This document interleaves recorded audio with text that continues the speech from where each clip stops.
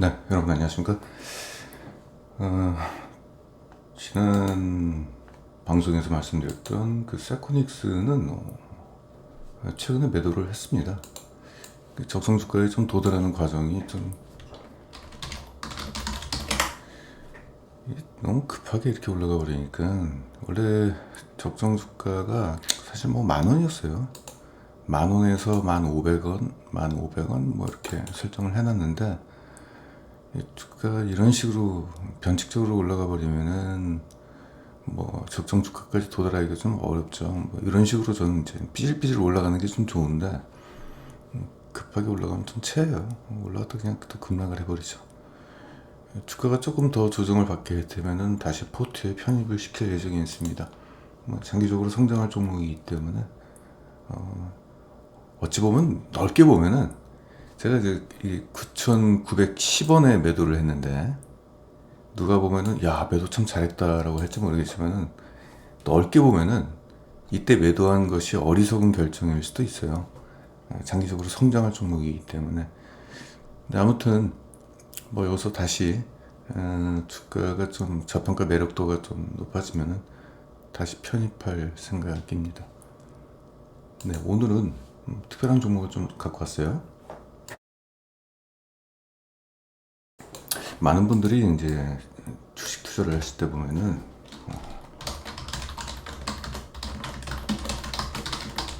스토리에 많이 이렇게 매진해요. 이게 그 스토리도 따분한 스토리, 그러니까 기존에 우리가 알고 있는 스토리는 따분해요. 뭐 뻔한 얘기 뭐 계속 반복적으로 하는 것 같은 뭐 그런 스토리를 싫어하고, 지금까지 듣도 보지도 못했던 그런 내용들 있잖아요. 인공지능. 인공지능 잘 아세요? 모르죠. 알고리즘 어떻게 만드는지 아는 사람 거의 없어요. 그쪽에 이제 과학자들 빼고는 아는 사람 거의 없습니다. 그 로봇 같은 것도, 로봇의 핵심이 뭘까 과연, 거기 소프트웨어가 뭐가 들어가고 로봇의 핵심적인 그 기계적 장치가 뭐냐 잘 몰라요. 뭐 해요. 근데 지금까지 경험하지 못했던 뭐 영화 속에 나오는 그런 것들이 이제 현실화가 되니까 그런 쪽 스토리에 굉장히 몰입이 돼 있어요. 그러다가 주식 투자를 망하는 거죠. 이게 왜? 검증이 안 돼 있는 거예요. 투자하는 거니까. 도대체 기술력이 있는지, 인공지능이라는 것이 그 범위가 좀 클 거 아닙니까? 그 안에서 인공지능은 국내 쪽만 아니라 글로벌 시장에서의, 결국 소프트웨어 하나 잘 만드는 기업이 글로벌 시장 전체를 먹게 되는 시장일 수도 있는데, 우리나라의 인공지능 관련된 종목이 과연 실리콘밸리에 있는 그 완전히 그 하버드 대학 중퇴해가지고 그냥 지하 창고에 들어가지고 연구만 하는 그 인간들을 이길 수 있을까요? 저는 이제 그런 것들이 전 잘 모르겠어요. 그러니까 잘 모른다는 얘기죠. 로봇도 그래요. 제가 알고 있는 거는 그 관절 쪽에는 모터 만드는 회사, 그런 정도만 알지, 그 로봇 머릿속에 들어가 있는 소프트웨어는 뭐 저는 뭐 꺼내 본 적도 없고. 근데 이제 이런 거에 사람들이 현혹이 된다는 얘기예요. 그러다 보니까 사실 말해야 될 기업, 그 기술력에 대한 검증도 없는 기업을 쫓아다니면서 본인들도 잘 모르니까 결국 단기 매매를 하다가 결국 주가 떨어지면 손절하는 거죠. 올라가면은 좋아했다가 떨어지면 결국 이제 손절하게 되는데, 저는 그런 스토리를 싫어합니다. 저는 따분한 스토리를 좋아해요. 왜? 이해하기 쉬우니까. 그리고 경험을 했기 때문에. 내가 이해가 되지 않는 종목에 투자해서는 안 된다. 그건 뭐 세계적인 투자자들이 다 그 얘기를 하죠. 예를 들어서 뭐 워렌 버핏 같은 경우, 반도체에 왜 투자를 안 하냐? 난 반도체가 뭔지 모르겠다. 난 이해도 안 된다. 그리고 잘 모른다. 몰라서 투자 안 한다. 본인이 이해되는 종목만 투자를 하는 거죠. 애플에 투자한 것도 처음에 아이폰이 나왔을 때 이해가 안 된다라고 얘기했어요. 근데 이제는 이제 스마트폰이 개인 필수 소지품이 돼버렸잖아요. 그러니까 이제 이해가 되기 시작한 거죠. 그러니까 매수하게 된 거죠. 오늘 말씀드릴 종목은 우리가 한 번씩은 다 경험했던 분야입니다.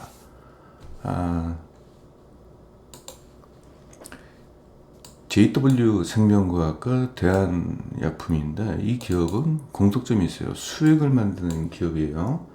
자, 따분하죠. 자, 수액을 만드는데 두 기업의 공통점이 올해 상반기 실적을 보니까 사상 최대 실적이 전망이 돼요. 올해 2023년도. 일단 상반기 실적이 좋으니까. 그리고 실적이 좋은 원인이 뭔지를 알게 되면은 하반기 실적도 이러한 흐름세가 꾸준히 나올 것이다 라는 것을 우리가 예상할 수가 있는데, 그런 측면에서 올해 사상 최대 실적이 전망이 된다는 얘기고요. 그리고 그 실적을 우리가 추정하고 나서 지금 현재 주가와 비교를 해보니까 상장 이래 역사적 저가가 가장 싼 가격이 됐어요. 그러니까 싸다 비싸다라는 것은 실적과 비교를 해야 되겠죠.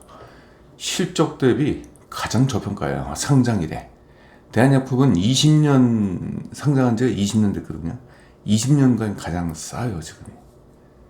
자, 이것만 가지고도 이미 투자 불변의 원칙이죠. 성공할 수 있는 투자 불변의 원칙 모두를 갖게 됐습니다. 여기에 플러스 알파로 꾸준한 수요의 소비재 기업이라는 거죠. 일단 수액이라는 게 소비재에 좀 가깝죠. 그리고 꾸준한 수요라는 게 있잖아요. 왜냐면은 병원에 정기적으로 입원하는 그 인구라는 게 있지 않습니까? 더구나 고령화 때문에 입원 일수가 점점 증가하고 있어요. 그 추세가. 그래서 이제 꾸준한 수요가 있기 때문에 상반기에 그 실적에 대한 흐름이 하반기에도 이어질 수 있는 가능성이 높다라는 것. 그래서 실적에 대한 불확실성이 낮다. 독과점적 시장 지위를 갖고 있다는 것은 진짜 금상첨화죠. 독과점이라는 게 뭐냐? 독점은 혼자 다 먹는 거고요. 90% 이상 혼자서 다 먹으면 독점이라고 얘기하고, 상위 3개 업체가 합산 점유율 80%다. 그러면 이제 독과점적 지위를 갖고 있다라고 하는데, 오늘 말씀드릴 기업들이 모두 갖고 있습니다. 이런 상황에서 실적 좋고 싸고 꾸준한 수요를 바탕으로 해서 하반기 실적도 좋아지고 주가 상승이 시간 문제죠. 평균적으로 40% 이상의 기대 수익률이 존재합니다. 그래서 오늘 이 종목을 간단하게 좀 말씀드릴게요. 수액에 대해서 한번 알아볼까요? 수액 쪽은 구조적 성장을 지금 하고 있어요. 그러니까 수액이라는 게 이제 환자들이 음식물 섭취하기 어려운 분들이 이제 주사 형태로 이제 링겔을 맞는 거죠. 그래서 그 링겔을 통해 가지고 수분과 영양분을 공급을 받는데, 이거는 병원에서 갖춰야 될 필수 의약품이죠. 필수 소비재고요. 그리고 이쪽의 수요는 입원 환자 수가 증가하거나 입원 일수가 증가하면은 성장을 하게 되는데, 지금 우리는 고령화에 대해서는 반드시 오는 미래가 돼버렸죠. 그렇죠? 수명이 길어지고, 그리고 65세 이상 인구로 진입하는 그 연령층 그 대상수가 점점 증가를 하고 있잖아요. 그래서 미래에 절대적으로 오는 것은 고령화입니다. 그래서 그래도 결국은 입원 환자 일수가 증가할 수밖에 없고, 그러면 이제 수액의 수요는 증가할 수밖에 없는데, 지금 뭐 독과점적지를 갖고 있기 때문에 후발주자가 이쪽에 뛰어들기는 어렵고, 그러면은 지금 현재 존재하는 상위 3개 업체가 그쪽 수요를 모두 독식할 가능성이 매우 높습니다. 결국은 이제 구조적 성장을 할 수밖에 없다는 얘기고요. 지금 평균 입원 환자가 지금 증가 추세에 있어요. 입원 환자 1인당 평균 입원 일수가 점점 증가해요. 예를 들어서 옛날에는 뭐 한 3일 입원했다 그러면 점점 한 3일이 아니라 4일 입원 일수가 점점 이렇게 증가한다는 얘기죠. 이게 통계적으로 보니까 OECD 국가 중에서 일본이 가장 좀 입원 일수가 길고요. 그 다음에 우리나라가 재원 일수는 한 19일 정도. 일본은 23일 정도. OECD가 평균 8.3일인데 아무튼 높다. 그리고 중요한 건 점점 증가하고 있다는 거.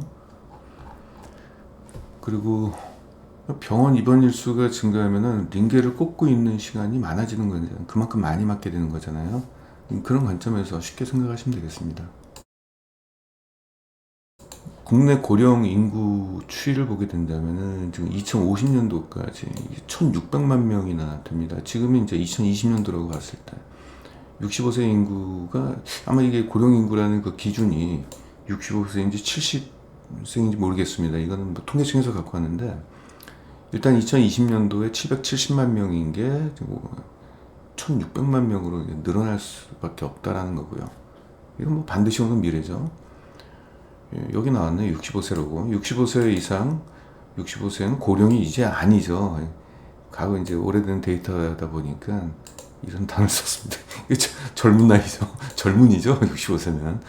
아무튼 점점 증가하고 있어요. 입원 일수가 과거서부터 이거 2010년도부터 2015년도까지 그 최근 데이터가 없어가지고 이게 보건산업정보통신센터에서 갖고 왔는데 점점 증가하고 있어요. 입원 일수가. 그러니까 결국 이제 인구 통계학적으로 보면 구조적으로 나이가 들면은 이제 아무래도 병원에 접촉하는 일이 많아지게 되고 그러면 결국 이제 입원 일수가 증가하게 된다. 이건 뭐 우리가 상식적으로 이해가 되는 부분이죠. 그 요양병원이라는 게 또 있는데 이게 정부 주도로 좀 하고 있어요.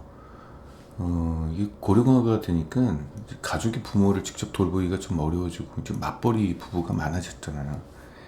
그러니까 결국은 우리나라가 지금 노동 인력이 좀 부족하기 때문에 여성 인력이나 뭐 남자는 당연한 거고 일단 노동 시장에 자꾸 오게끔 해야 되는데 이 부모님 돌보느라고 급한 게로 이제 못 오게 되는 것은 국가적으로 조금 그쵸 정부에서 나설 수밖에 없는 거죠. 그래서 요양병원을 이렇게 만들어 가지고 노동 인력을 좀 해소하려고 하는 움직임도 있습니다.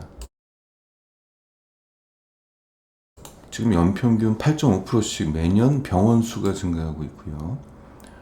그리고 이 병상수, 이 침대 수죠. 이거는 2배 정도 더 크게 증가하고 있습니다. 연평균 14.6%씩 요양병원의 병상수가 증가하고 있는 굉장히 고성장이네요. 이게. 그럼 아무튼 뭐 이런 것들이 증가하게 되면은 아무래도 병원에서 링게를 맞는 그런 수요가 뭐 당연히 증가할 수밖에 없는 거고요. 그렇죠?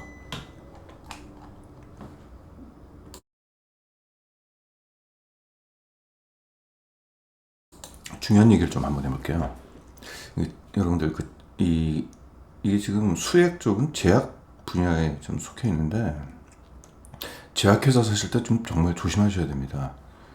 왜냐면 지금 우리나라 의료보험 재정 낭비, 재정 적자 때문에 정부에서는 제약회사를 좀 단속하고 있어요.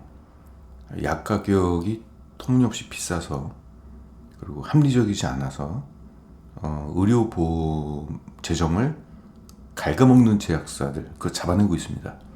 대부분일 거예요. 뭐 제약사 입장에서는 조금이라도 약 가격을 좀 비싸게 받는 걸 원하잖아요. 실적 때문에. 근데 정부 입장에서는 비싼 약 가격에 의료보험이 적용이 돼버리면은 이건 재정 낭비잖아요. 그 잡으러 다닙니다. 실제 이제 이런 것들이 있어요. 점안제 있죠. 안약. 하루에 한 방울만 떨어뜨려도 될 안약을 일회용 안약을 만든 거예요. 일회용 안약이면은 한두 방울만 떨어뜨리면 될 거 아니에요. 근데 거기에 한 수십 방울 용량을 집어넣고 용량이 많으니까 비싸게 받는 겁니다. 그리고 그걸 의료보험으로 되는 거죠.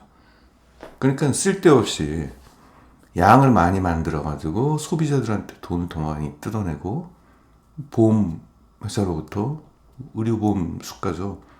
그걸 더 그러니까 정부에서는 철퇴를 들었죠. 그래서 가격을 반값으로 다 후려쳐버렸습니다. 그럼 그 회사는 실적이 어떻게 되겠어요? 판매 가격을 반값으로 떨어뜨려 버리면 실적이 어떻게 되겠습니까? 지금 이런 데가 한두 가지가 아니에요. 한두 개가 아니에요. 그래서 제약사를 투자하실 때 반드시 약가 인하라는 검색을 함께 검색을 하시기 바랍니다. 그럼 그 회사가 팔고 있는 그 제약 중에서 약가 인하 압력을 받고 있는 그런 것들이 있을 수가 있는데 이게 매년 발표가 돼요. 조심하셔야 된다는 얘기고. 근데 이 수액제 쪽은 그런 우려는 가지실 필요가 없습니다. 약가 인하 압력이 없습니다. 왜냐면은 수액제는 국가 물자라고 얘기해요. 네, 국가적 물자라고 보시면 되겠습니다. 이게 뭐냐면은 절대로 이 수액이 국내 생산하는 업체가 생산을 중단한다든가 사업을 중단한다든가 이런 일이 있으면 안 된다. 그래서 국가 단위의 물자입니다. 그래서 퇴장 방지 의약품으로 정부에서 지정을 해버렸어요. 그럼 어떻게 이게 왜 생기냐면은 보통 이런 게 있잖아요. 제약회사 쪽에서는 필수 소비재이기 때문에 필수적으로 갖춰야 되는 거잖아요. 그러니까 병원에서 야, 좀 가격 좀 싸게 좀 납품해서 우리가 뭐 매일매일 사는데 뭐 계속 이렇게 이 가격으로 꼭 받아야 돼? 자꾸 가격 압력을 행사하는 거예요. 그러면 이게 거래처가 자꾸 그러니까 이거 안 들어줄 수도 없고 10년간 20년간 거래를 하는데 가격 깎아달라는데 안 깎아줄 수도 없고 근데 이게 한두 병원이 아니고 계속 이런 병원들이 많아지면 어떻게 돼요? 그 수익을 만드는 업체가 이 사업의 의지를 잃어버립니다. 그래서 아이씨 안 해. 안 해. 그리고 딴 데 신경을 써요. 야, 돈 되는 거 하자. 야, 이런 거 하지 말고 돈 되는 거 하자. 이렇게 돼버려요. 그러면 어떻게 돼요? 수익을 만드는 업체들이 생산량을 줄이거나 뭐 사업을 축소하거나 이래버리잖아요. 그러면은 그 수익은 어디서 구해요? 해외에서? 그러면 이건 안 되거든요, 이게. 이런 어떤 국민의 안전과 생명에 관련된 부분에 있어서의 수요는 우리나라에서 충분히 해결을 해야 되는 것이지 해외 쪽의 의존도를 손을 뻗치면 그거는 그 무기가 될 수 있어요. 그래서 정부에서는 퇴장 방지 의약품으로 지정을 했는데 그 내용이 어떤 거냐면요. 가격을 인하를 못 해요. 그러니까 제약사들이 가격을 못 깎게 만들어 버렸어요. 법적으로. 여기 나와 있나? 잠깐만요. 여기 있네요. 이 금액의 91% 이상 가격으로만 판매해야 돼요. 그러니까 가격을 깎아달라고 해도 9%밖에 못 깎아요. 더 이상 못 깎는다는 얘기죠. 위반 시 행정처분을 받게 됩니다. 그러니까 정부 보호를 받고 있어요. 판매 가격에 대해서는 정부 보호를 받습니다.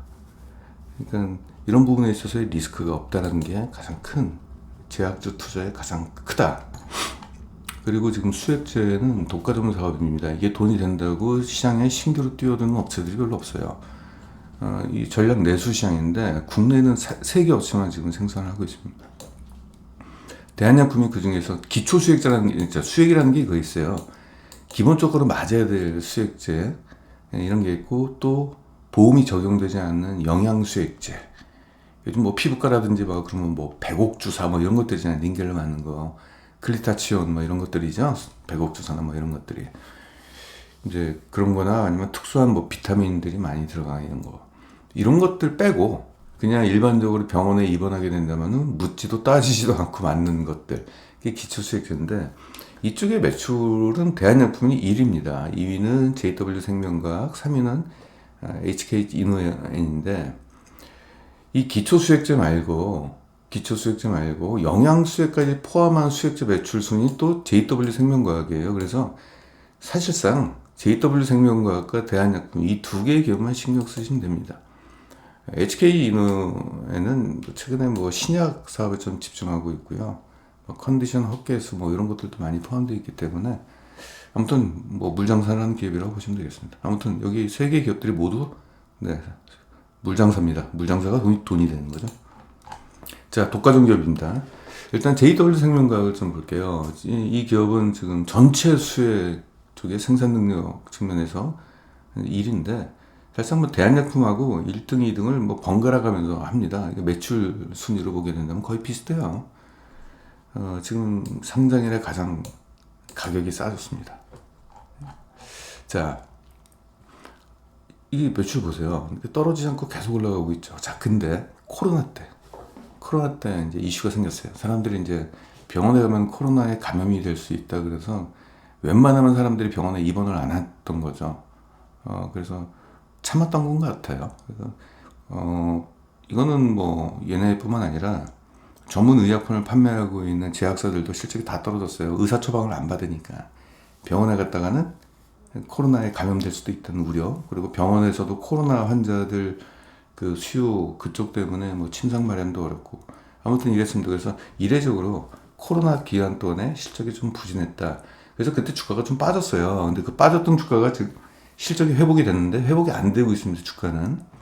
재무정성은 뭐 양호합니다. 넘어갈게요.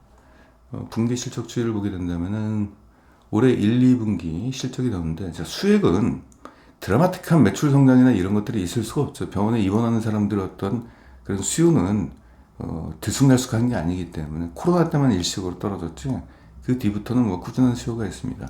영업이익률 괜찮죠? 영업이익률 괜찮죠?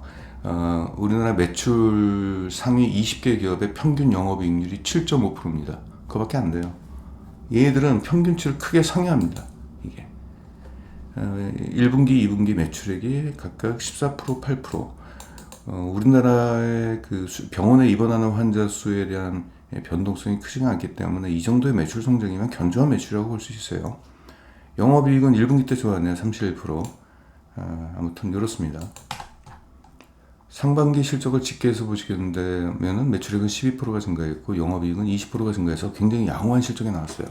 순이익은 76%나 증가했습니다. 이런데 주가가 안 오르고 있어요. 이게 지금 이 추세로 가면은 그냥 올해는 역사상 최대 실적이 예상이 됩니다. 근데 주가는요, 역대 실적 대비 역대 최저. 그러니까 이거는 뭐 시간 문제죠. 주가 상승은. 일단 매출액을 좀 볼게요. 이 파란 색깔이 기초 수익이에요. 기본적으로 병원에 입원하게 된다면은 맞는 거고, 요 빨간색이 있는데 이게 TPN이라고 해서 이 영양 수익의 일종입니다만은 JW 생명과학은 이 기초 수익보다도 이쪽에 집중하고 있어요. 지금 이게 마진율이 높아요. 그리고 유일한 수출 품목입니다. 이게 그래서 이게 지금 2020년도 굉장히 크게 올라갔죠. 이제 코로나 때문에 원래는 수익이 매출액이 떨어지는 게 정상이고 실제 떨어졌는데 2020년도 요게 많이 방어를 했죠. 이게 올라가면서 실적은 떨어지진 않았습니다. 근데 2021년도 다시 떨어졌다. 약간 들쑥날쑥하죠. 이게 수출 물량 때문에 그래요.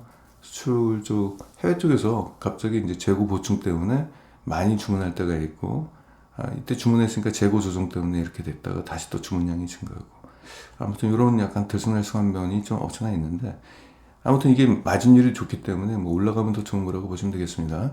그래서 기존에는 원래는 2019년도까지는 기초 수익이 전체 매출액 주력 제품이었는데 지금 주력 제품이 TPN 쪽 마진율 높은 TPN으로 좀 바뀌었다.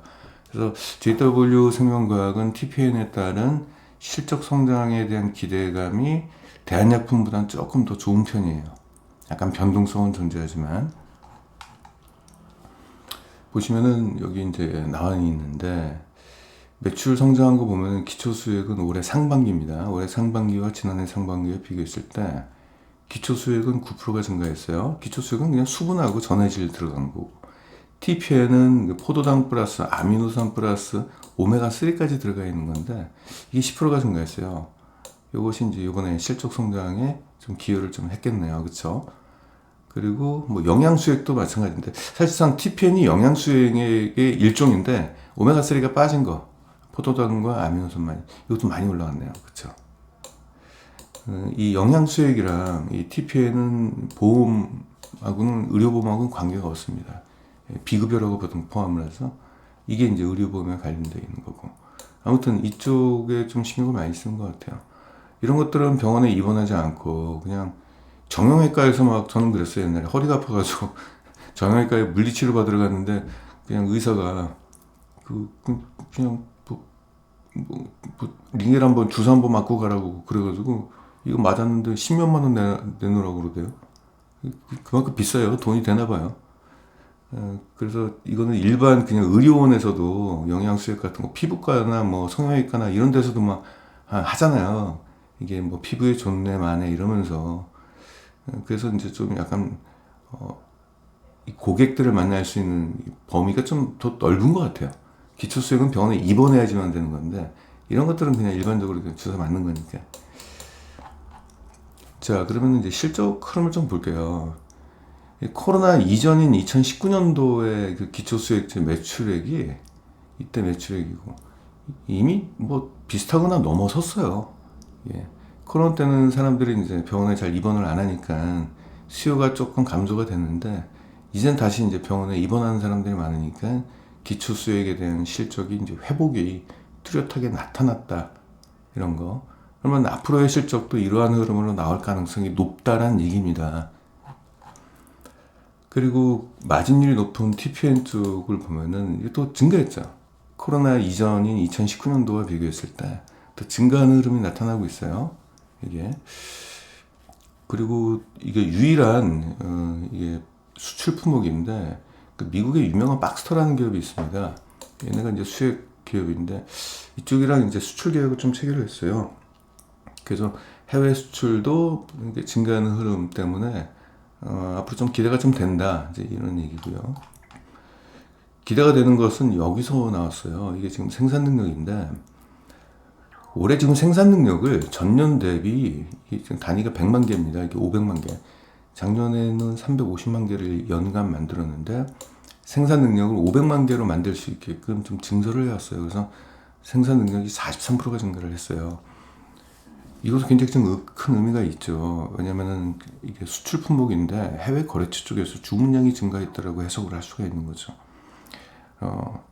기업은 결코 우리 실적이 앞으로 좋아진다라고 공식적으로 밝히진 않습니다. 허나 단서를 남겨줘. 단서를. 제조업 같은 경우 물건을 제조하는 기업은 매출액이 증가하기 위해서는 반드시 생산 능력을 확대를 해야 됩니다. 왜냐하면 하루에 만들 수 있는 제조 능력이 제한적이기 때문에 그걸 넘어설 수 있는, 그러니까 여기서 이제 들킨 거죠, 사실상. 이거는 두 가지로 해석할 수 있어요. 국내 TPN에 대한 수요가 증가하는 흐름, 주문량이 점점 많아지거나, 혹은 아까 그 박스터라는 미국에 있는 그 거래처 쪽에서 주문량이 좀 증가했거나. 근데 이게 43%나 이게 점진적으로 증가한 게 아니라 무려 43%나 증가했다는 의미는 수요가 조금씩 증가할 때는 보통 생산 능력도 조금씩 올릴 텐데 이렇게 한꺼번에 올린 거 보면은 제 경험상 팩트는 아닙니다만 제 경험상 신규 거래처가 확대가 되거나 뭐 이제 그랬을 가능성이 좀 높아요. 그래서 이게 지금 올해 상반기에 이미 이루어졌기 때문에 관련된 쪽의 TPN의 매출 성장이 올해 하반기에 일어나지 않겠느냐라고 살짝 기대가 좀 돼요. 그래서 하반기 실적은 상반기보다 더 좋아질 가능성에 대해서 한번 기대를 해보자. 이게 관전 포인트입니다. 영양수액도 지금 좋아지고 있죠. 그러니까 전반적으로 수요가 다 회복되고 있고 오히려 과거 코로나 이전보다도 더 증가하고 있는 흐름이에요. 그리고 보통 이래요. 근데 다른 제조업 같은 경우는 이렇게 좋아졌다 그러면 그 다음에 떨어질 수도 있어요. 이게 일시적인 현상일 수도 있어요. 갑자기 거래처 쪽에서 재고 보충하려고 한꺼번에 확 주문했다가 그 다음에 재고 어느 정도 쌓여 있으니까 더 이상 주문량이 증가하지 않을 수가 있는데 이건 아니잖아요. 이게 누가 매점 매석을 합니까? 수액을 환자가 뭐 1년치를 한꺼번에 사고 이런 사람이 어디 있어요. 그러니까 꾸준하게 회복이 되는 거기 때문에 이런 이제 흐름이 추세가 중요하다는 얘기죠. 그래서 하반기 실적도 괜찮을 것 같아요. 그래서 지금 업계에서 추정했던 하반기 이제 실적을 보면은 매출액은 아주 굉장히 견조한 흐름으로 우상향을 하는 흐름이 나온다. 그래서 3분기, 4분기는 각각 16%, 전년 동기 대비 16%, 14%씩 올라간다. 지난해 3분기, 4분기 있죠. 올해 3, 4분기는 평균 한 15% 정도 이상 증가할 것이다. 근데 여기서 이제 영업이익률이 지난해가 안 좋았잖아요. 3분기 때가. 올해 3분기 기대가 좀 되네요. 지난해가 안 좋았기 때문에 이제 기저효과. 지난해 이제 실적이 좀 안 좋았던, 이 실적 깎아먹은 거잖아요. 그래서 이때 주가가 또 좀 떨어졌겠죠. 기대했던 실적이 안 나오면 주가가 떨어지니까. 근데 떨어졌던 주가가 지금 회복이 안 된 상황에서 올해 영업이익이 한 68% 정도 증가할 것으로 일단 업계에서는 그렇게 전망을 하고 있는데, 그럼 요 이제 호실적이 나오면 주가 상승은 뭐 일어나겠죠. 3분기 실적 발표가 이제 11월 15일이고 잠정 실적 고려하게 된다면 10월 초에 실적이 나올 건데 그때 이러한 매출 16%에다가 영업이 50% 이상만 나오더라도 주가는 굉장히 양호한 흐름세가 나올 것 같고 무엇보다 지금 JW생명과학이 지금 시장에서 저평가가 돼가지고 지금 소외를 당하고 있어요. 근데 이러한 실적이 나오게 된다면 그 소외가 좀 풀리지 않겠느냐. 그래서 정상적인 주가로 다시 이제 회귀가 될 것 같다. 저는 이제 그게 기대가 좀 되고 그게 너무 많이 떨어져 있어가지고 지금 실적과 주가의 괴리감이 지금 거의 50% 정도 돼요. 그래서 주가 상승이 좀 크게 좀 일어날 걸로 좀 보입니다.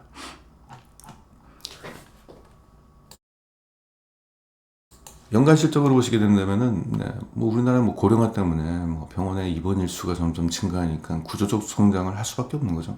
불편한 얘기입니다만은 현실인 거를 뭐 어떡하겠습니까? 올라가고 또 얘들 TPN에 대한 영양수액을 또 해외 수출하니까 그리고 최근에 또 아까도 얘기했지만 생산 능력을 확대를 했잖아요. 이 주력 제품에 대한 생산 능력을 무려 40% 이상이나 확대를 했기 때문에 앞으로 실적 성장에 대한 뭔가 신호탄이 쏴진 게 아닌가 이렇게 기대를 해보게 됩니다. 앞으로 매출액은 11%씩 증가하고 영업이익은 17%씩 증가하는데 이 성장률이 높은 편이에요. 왜냐면 이 성장률은 다른 기업하고 비교하는 게 아니라 해당 기업의 지금 PER, 주가 위치가 어떻게 되느냐에 따라 그것과 비교를 해야 되는데 현재 JW생명과학의 PER과 비교했을 때 이게 고성장입니다. EPS를 보게 된다면은 이게 매년 한 10% 정도 수준의 성장이 나올 것 같은데 저는 JW생명과학을 막 장기 투자까지 뭐 권할 정도의 수준은 아닌데 성장률이 10%면은 조금 아쉬워요. 주식 투자할 때 15%에서 20% 정도 이상은 돼야 뭔가 장기 투자에서 큰 수익이 나는데 10%면은 조금 아쉬워요. 조금 아쉽습니다. 자, 근데 그래서 장기 투자가 아니라 이거는 뭐 단기 투자로 올해 2023년도 실적에 따른 적정 주가에만 도달하면은 뭐 매도하는 것이 낫지 않을까 좀 뭐 이렇게 안내를 좀 하고 있습니다만은 올해 EPS는 주당 순이익이죠. 81%나 증가할 것 같아요. 그러니까 이것만 노려도 될 것 같아요. 이게 올해 상반기까지죠. 상반기 EPS 1분기, 2분기 합산이 여기까지 왔어요. 3분기, 4분기 더해지면 여기까지 올 것 같아요. 여기까지 3분기, 4분기. 여기까지 오게 된다면 PR이 어떻게 된다? 8.1로 떨어집니다. 그러면 이 기업이 상장한 지가 2016년도에 상장해서 2017년도부터 PR이 제대로 잡혔는데 상장한 연간 PR 흐름이에요.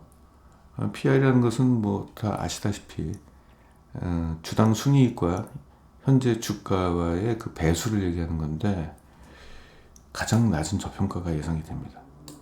이게 딱 봐도 그렇죠. 그리고 얘들이 이제 목표가를 좀 줄게요. 목표가는 좀 낮게 잡았어요. 낮게 잡았던 이유가 이게 과거에 좀 높았을 때가 한 22.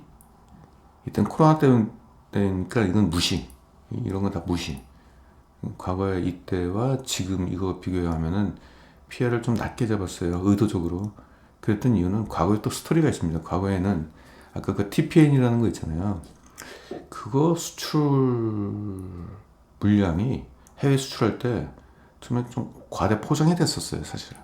뭐 글로벌 시장에 전 세계에 뭐 진출한다 그래가지고 그때 주가가 좀 올라갔던 게 있는데 사실 뚜껑을 열어보니까 뭐전 세계는 아니고 약간 좀 제한적으로 그래서 이때 주가는 그때 약간 과대 열풍 때문에 그랬던 것 같고 그걸 이제 이 거품을 빼버리게 된다면은 최근 PR 중간 가격은 한 PR 12배 정도 주면 될 것 같아요.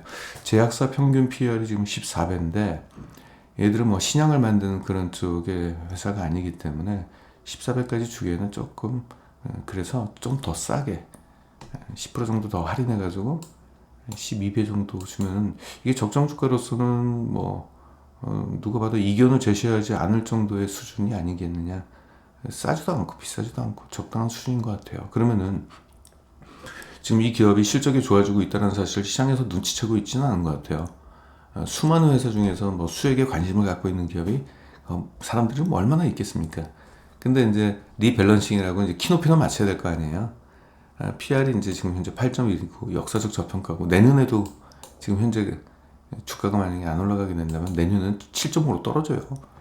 그럼 주가는 이제 키높이를 맞추려고 좀 하겠죠. 시장에서 이런 종목을 발견하는 사람들은 이거는 완전히 가다가 금덩어리를 주웠는데 안 사겠습니까? 올라가겠죠. 그렇게 된다면은 지금 올해 실적에 따른 적정 주가는 지금 대비 한 40-50%는 올라가야 돼요. 배당 수익률도 3.6%나 돼요. 그러면 이제 외국인들도 관심을 갖겠죠.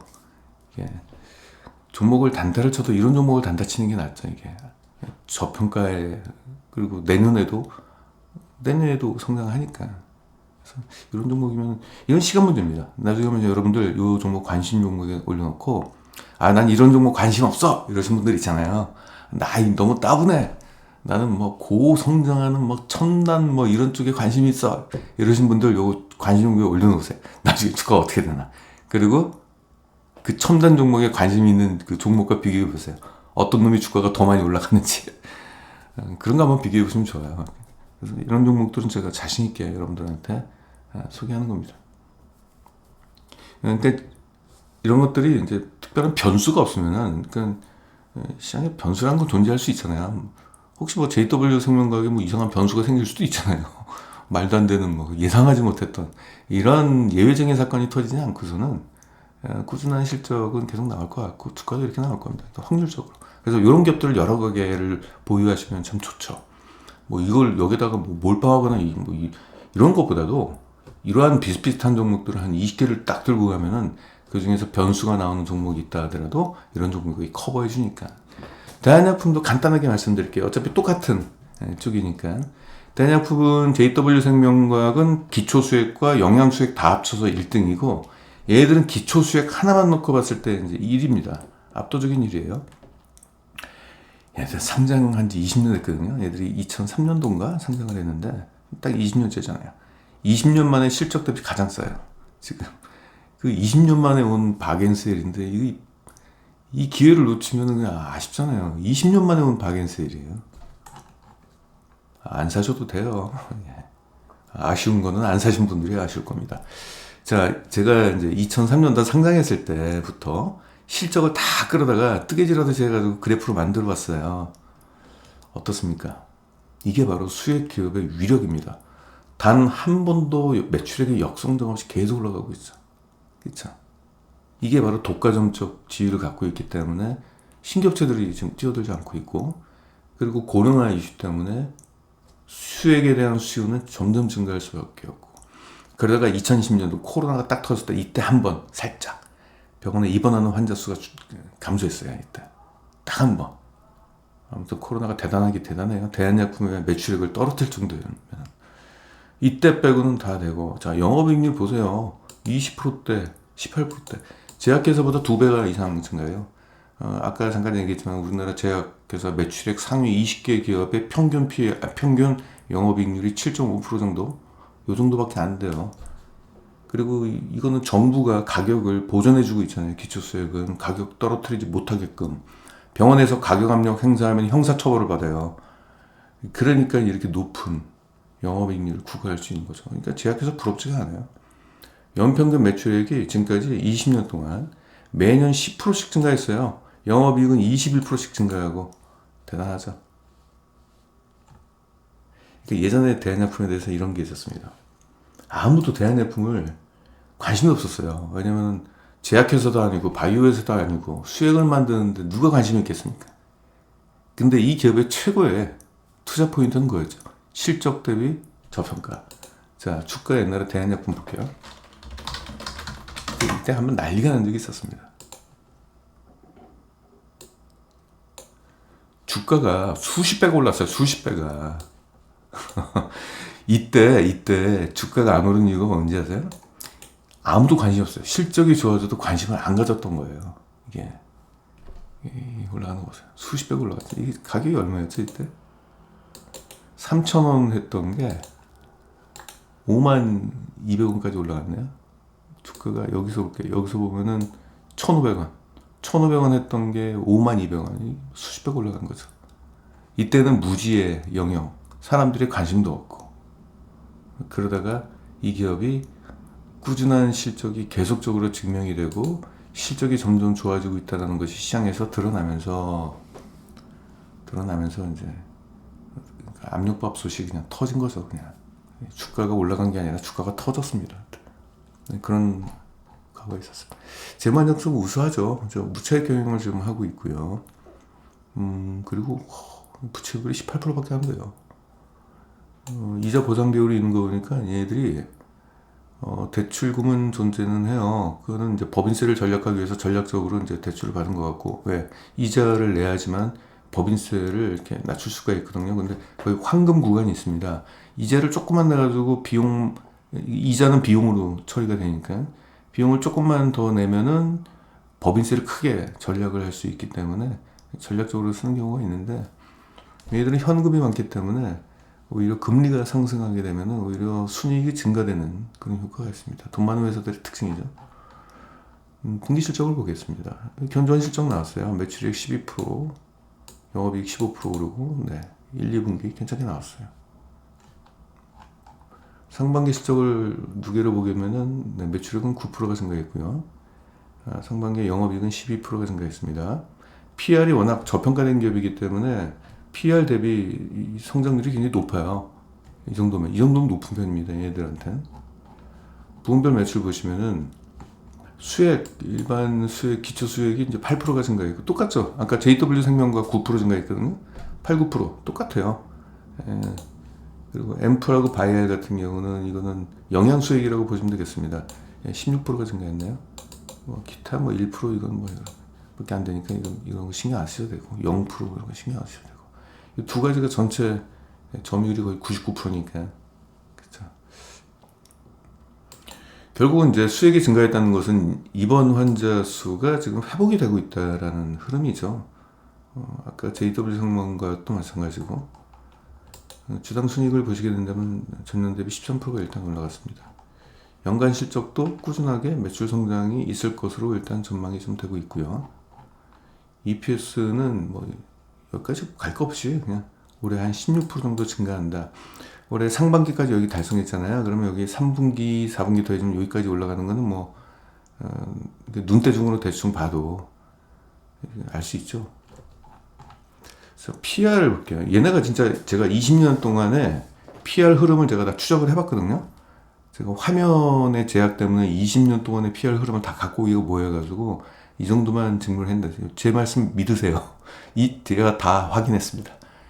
지금 현재 PR이 올해 하반기 실적이 나오면은 이제 EPS 요게 이렇게 될 거 아니에요. 요 정도로 추정이 되고 있는데 이게 변화가 이렇게 크지는 않을 것 같아요.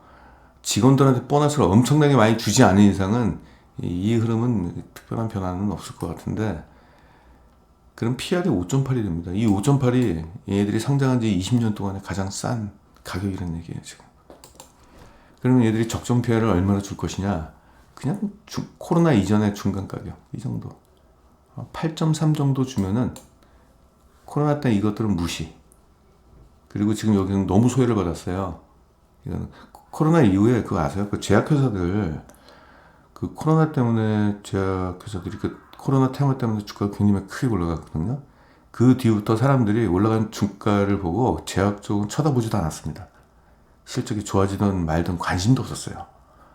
제약회사 실적도 그때는 엉망이었는데 주가만 올라가고 그래서 사람들이 2, 3년 동안은 제약 쪽에서는 아예 그냥 손을 대지 않으니까 실적이 좋아졌는데도 불구하고 주가는 뭐 요지부동 올라가지도 않고 그러니까 이제 저평가 강도가 여기 조금 더 더해진 겁니다. 근데 이제는 모든 것들이 정상화되고 있는 흐름이기 때문에 이제는 좀 관심을 가질 필요가 되지 않을까.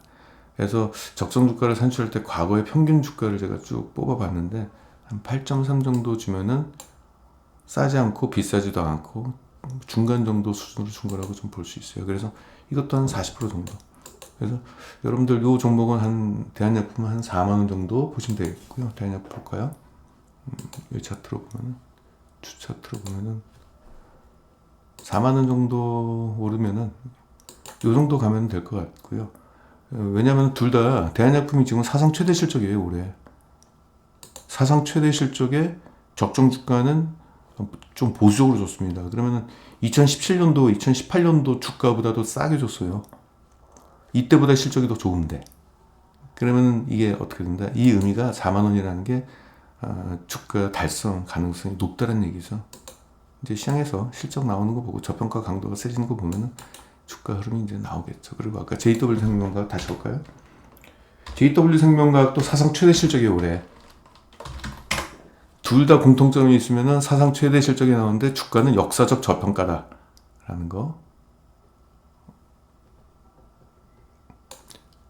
이것도 보시면은 25,500원 정도 보시면 되는데 25,500원이면은 이쪽이네요. 이 정도. 싸게 줬죠. 자, 다시 말씀드릴게요. 이 종목도 사상 최대 실적이라고 한다면 사실상 과거 2017년도와 2018, 19년도보다 더 올라가야 되는데 이러한 그 고평가를 저는 뭐 목표가로 두고 싶진 않아요. 약간 보수적으로 중간보다 약간 싸게 그래야지 달성 가능성이 높으니까 이 정도 40% 남았다 이렇게 4, 50% 다시 좀 정리해서 말씀을 드리자면 투자 포인트는 그거예요. 뭐 드라마틱한 뭐 성장 뭐 그런 스토리 뭐 이런 게 아니고 정말 따분한 종목이잖아요. 피터 린치가 제일 좋아했던 따분한 독과점적 지위를 갖고 있는 기업의 사상 최대 실적과 저평가, 이거는 피터 린치는 절대 놓치지 않는 종목이죠. 자, 2023년도 상반기 실적이 지금 우수해요. 그래서 이 실적 흐름으로 갔을 때는 연말까지 갔을 때 올해 실적은 사상 최대 실적이 둘 다 JW하고 대한약품이 경신을 할 것 같고요. 주가는 실적과 주가하고 상관관계를 봤을 때 지금 저평가 강도가 역사적으로 가장 싸요. 투자 매력도, 이걸 넘어서는 투자 매력도가 어디 있습니까? 또 하나, 이건 이제 플러스 알파 옵션이죠. 꾸준한 수요를 바탕으로 하는 소비재 기업이기 때문에 상반기에 좋았던 실적이 하반기로도 계속 이어질 가능성이 높다. 왜냐? 아니, 갑자기 하반기에 입원하는 사람들의 이렇게 평균적으로 어떤 그 숫자가 있을 텐데, 갑자기 올해 하반기에 입원하는 사람들이 사라지거나 이러지는 않을 거 아니에요. 이런 것들 때문에 아무튼 소비재 기업이라는 게 있고, 또 하나는 이제 독과점적 지위를 갖고 있다라는 거. 그래서 가격 압력도 없고, 독과점적 그 시장에 있는 기업들에 왜 투자를 해야 되냐면은 전방 쪽에서, 전방업체 쪽에서 가격 압력을 행사하더라도 그거를 거절할 수 있는 능력이 있거든요. 심지어는 또 원자재 가격이 올라가게 되면 그 판가에 곧바로 반영할 수 있는 능력이 있잖아요. 경쟁 관계가 없기 때문에. 근데 얘들은 독과점적 지위 플러스 정부에서 약가격을 보존해주고 있기 때문에 이만한 기업이 어디 있습니까? 그리고 아까 대한약품하고 JW생명과하고 지금 상장일에 가장 큰 바겐세일을 하고 있습니다. 이걸 놓치시겠다고요? 그럼 도대체 뭘 사시겠습니까? 이런 종목은요, 여러분들 여러 종목 중에서 뭐 한두 종목 더 추가한다고 조금씩만 사 놓으시면 돼요. 주가 올라갈 때 이거 그냥 안 사신 분들은 좀 아실 거 아니야. 그래서 이거 사내 만에 고민할 필요 없이 조금만 사면 되니까, 금액으로. 이런 종목 좀 조금씩 여러 종목을 이렇게 사두시면은 좋을 겁니다. 다시 말씀드릴게요. 이런 거 안 사시면 뭘 사실 거예요? 20년 만에 온 이벤트인데, 대한약품은 JW 생명과학도 상장일에 최고의 이벤트를 하고 있는데, 바겐세. 네, 오늘은 여기까지 하도록 하겠습니다.